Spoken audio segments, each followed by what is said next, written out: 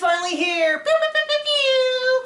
Sisterwives season 18 premiere date and trailer. So if you have not seen the trailer, I will link it below. I will link it in the description. I'll try to put it in a comment. It's unlisted, so you can't search it on YouTube, but it's referenced in all these articles. So go watch it, pause us, go watch it, so you can know what we're talking about. Cody gets a brand new leather jacket and new four-wheeler, and there's new vehicles, and he says he's the devil. Yeah. He says now he's going to start acting like the devil. So up until now, we've been the angel version. He's been a saint. August 20th, come watch with us. We're trying to think of some new fun things to do for our Patreon for the new season. We haven't really settled on it. The Patreon will obviously hear first. It's funny because yesterday we filmed our rewatch. We do it 2 weeks early for the patrons, and then it airs 2 weeks later on our YouTube channel. And we literally were like, I don't know when the trailer's going to drop. Maybe by the time this is on YouTube it will, but as of now it hasn't.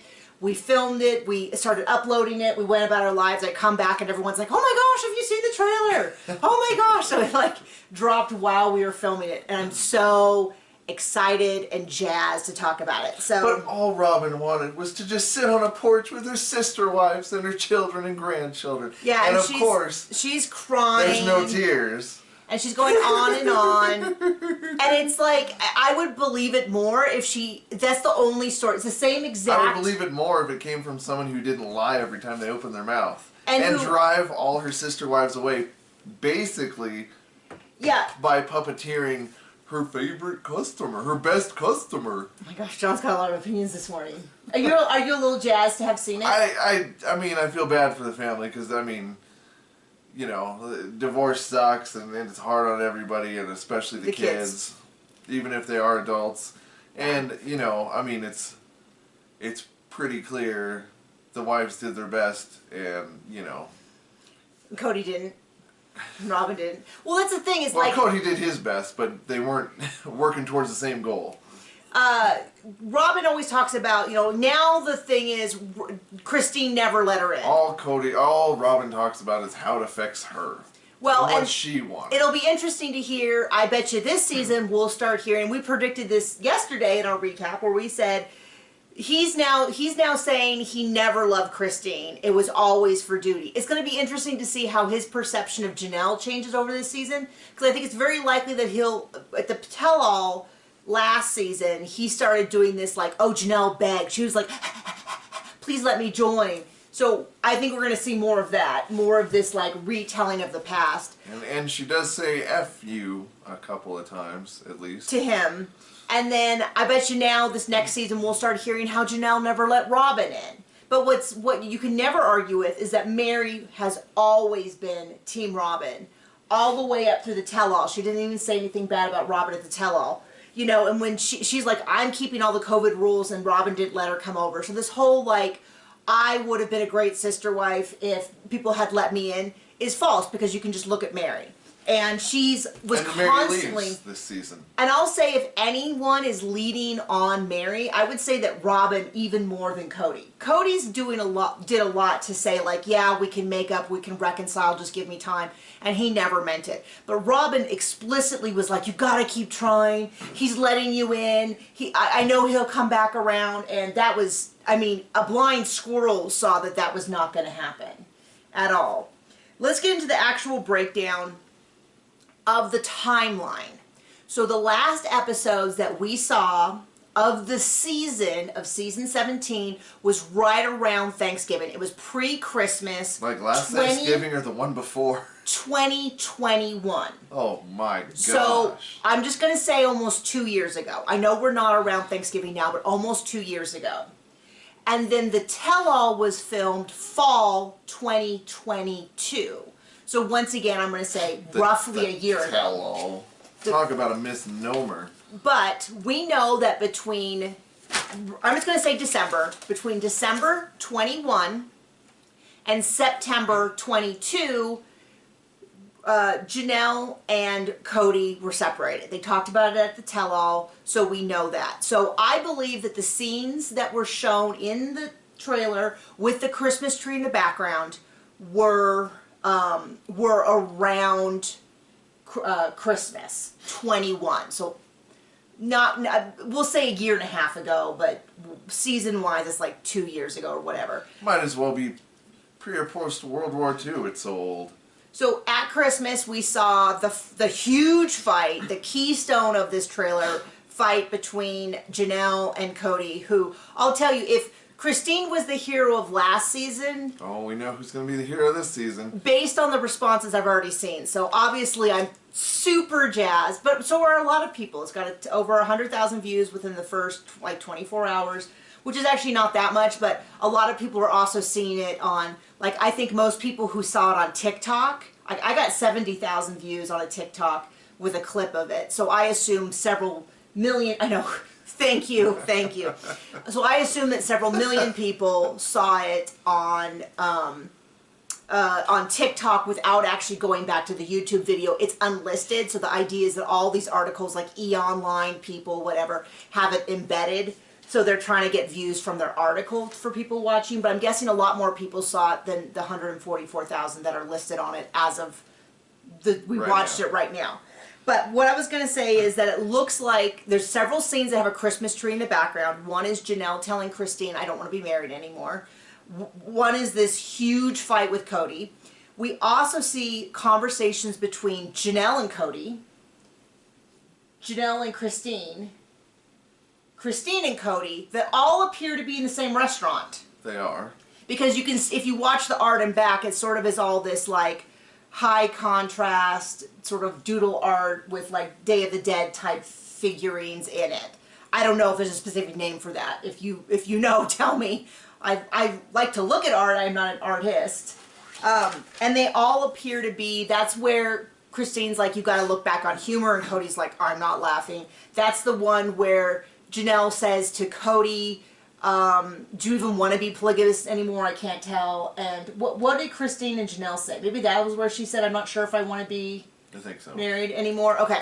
So I might have got that wrong. So it looks like that. But it looks like it's in the same restaurant. So either it's multiple visits to the same restaurant, because some restaurants like, sure, come film anytime you want. That would not be surprising if they kept... We saw that a lot when they were in Utah.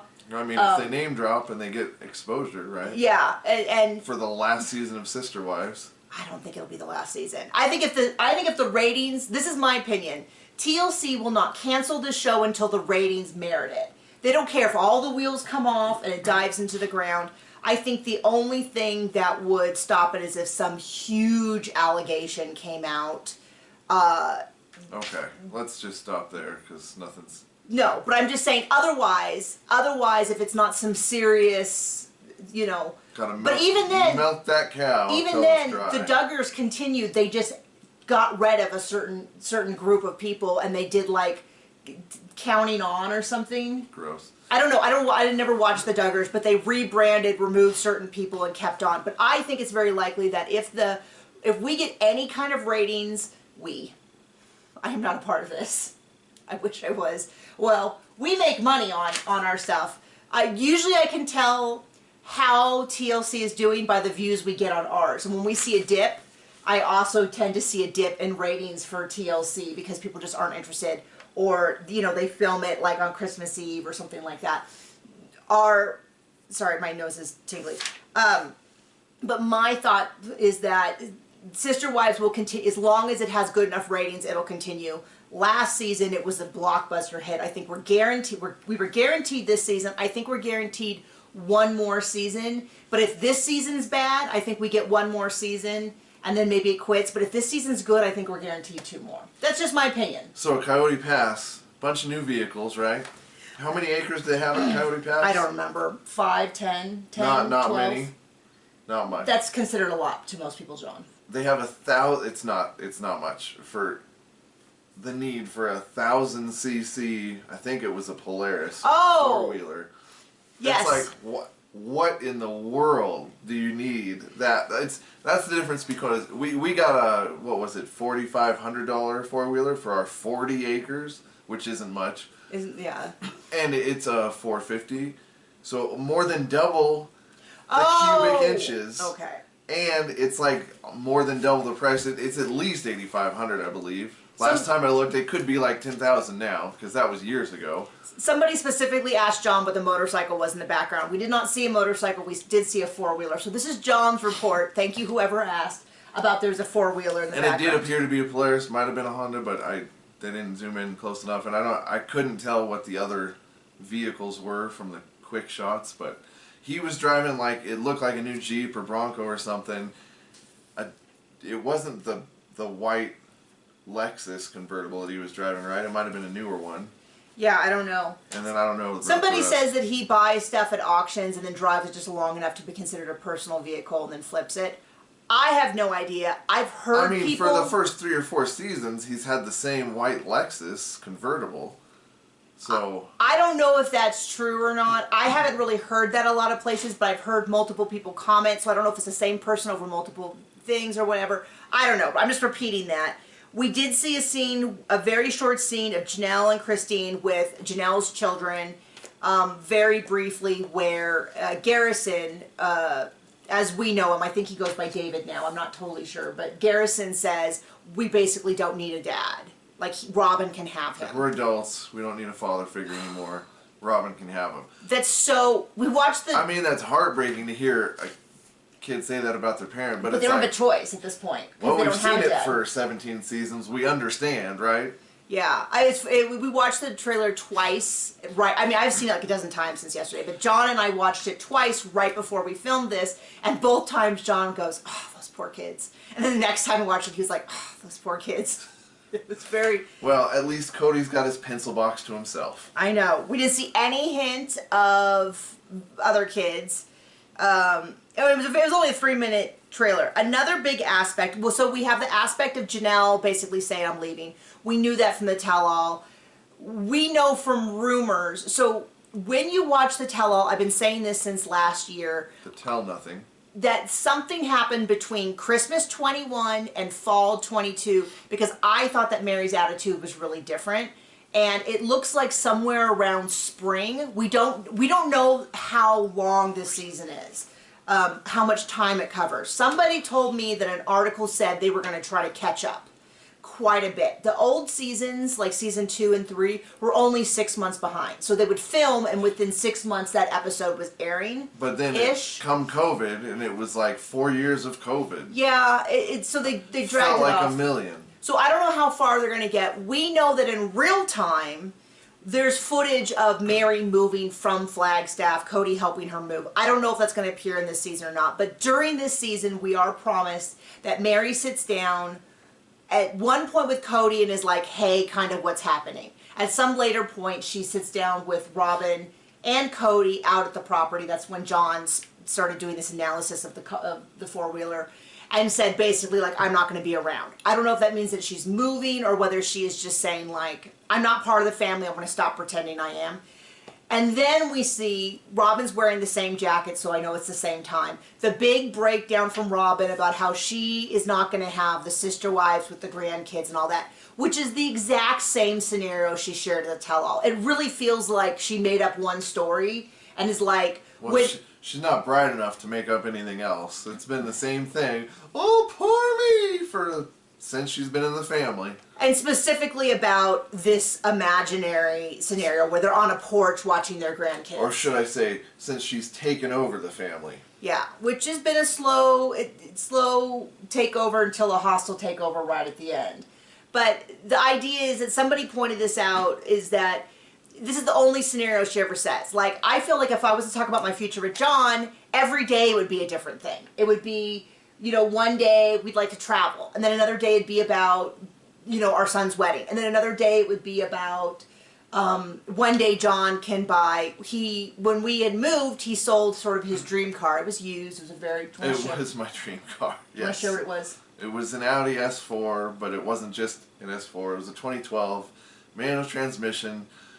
I got intake, didn't do exhaust because I wanted it to still sound nice, like not sound super loud. And we reprogrammed the computer, so it was hell on wheels. And it was very nice. It was very clean inside. But when we moved, we couldn't. We needed a truck. We needed a truck. We had the baby between those times. You do what you need for the family, right? So we sold it and all that. But you know what? One day, John always has his eye on like what would be my next dream car, and which I don't know how we'd ever afford, but the CTSV Cadillac Blackwing.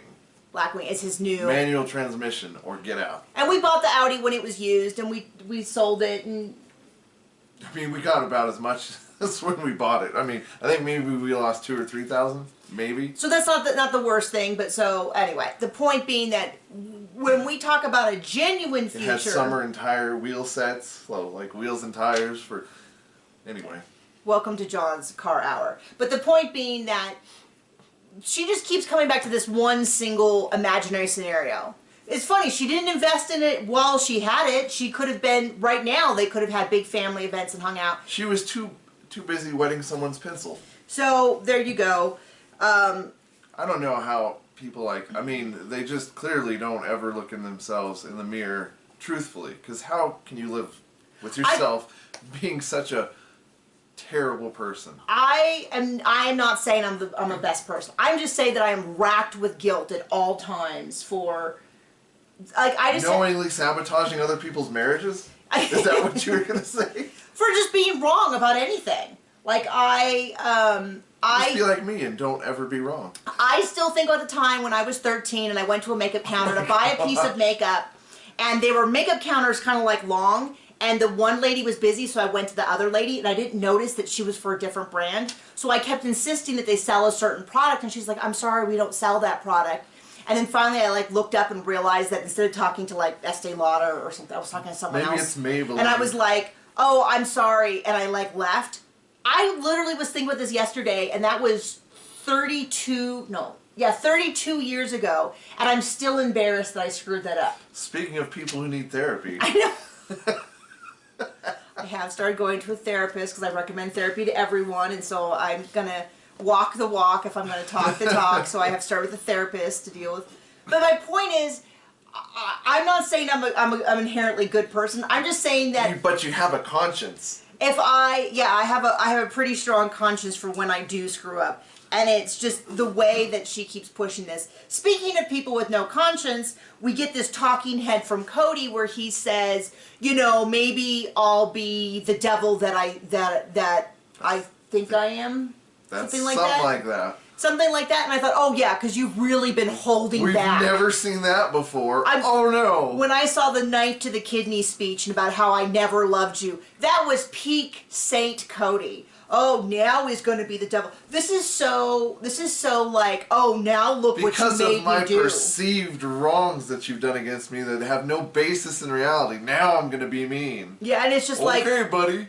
Okay, that really just feels like... Cool your tits and wet your pencil. I have no patience for it. He has not been this overflowing joy fountain.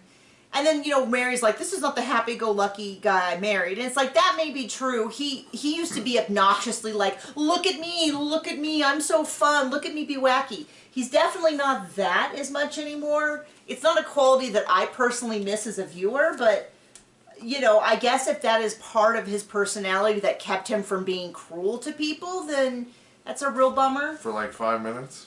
So, August 20th, we'll be here, we'll continue our live, our recaps. We're so excited to be back. Tell me what you're most excited about. Is there anything in the trailer that we missed that's just quite likely?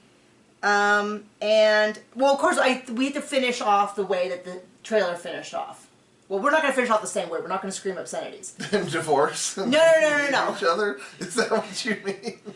No, I meant we should finish on the ending of this trailer that people are all talking about. Is that is the end of the trailer was Cody, or was her saying, "Shut your blanking mouth and let me talk," and then him being like, "No, absolutely not," and like shakes her off, and then as runs he leaves, out the door, she's like, "Blank you."